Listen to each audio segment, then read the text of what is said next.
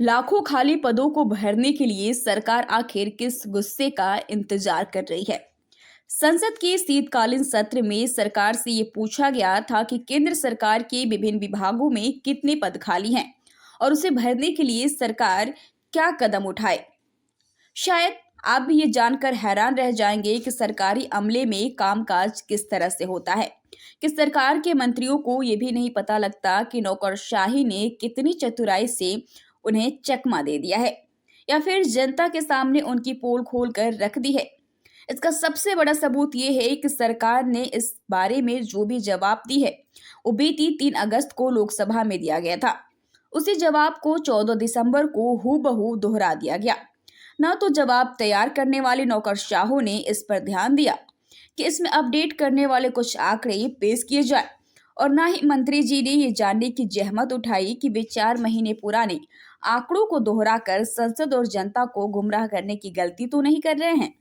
दरअसल केंद्र सरकार ने बुधवार को लोकसभा में बताया कि विभिन्न विभागों में करीब 9.79 लाख पद खाली हैं।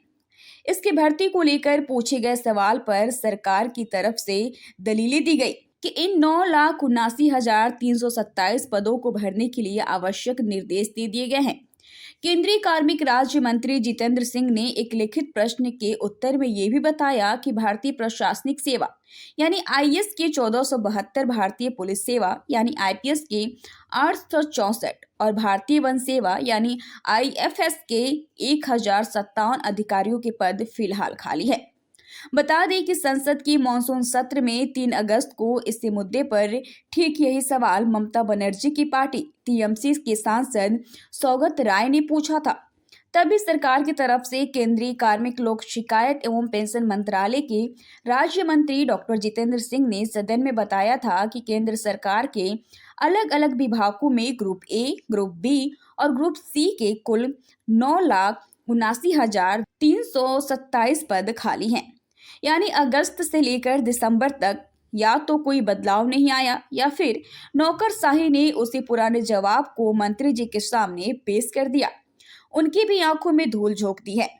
इसके पीछे का सच क्या है ये हम भी नहीं जानते, लेकिन सरकारी अमले में कहीं किसी स्तर पर कोई गड़बड़ झाला तो जरूर है, जिसकी सुध लेना उस विभाग के मंत्री की जिम्मेदारी है।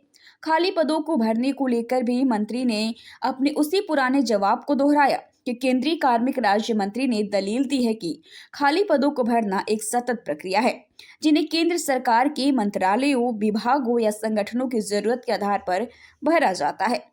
उन्होंने ये भी कहा है कि सरकार ने खाली पदों को समय समय पर भरने के लिए निर्देश जारी किए गए हैं। अब हमारे देश में बेरोजगारी कितनी है और युवा कितने प्रदर्शन कर रहे हैं ये तो आपको पता ही है, लेकिन इन सरकारी अधिकारियों को उससे और हमारे सरकार को कोई फर्क नहीं पड़ता। आपकी इस पूरी खबर पे क्या राय है हमें कमेंट बॉक्स में जरूर बताएं। साथ ही पब्लिक फोरम चैनल को सब्सक्राइब जरूर कर लें।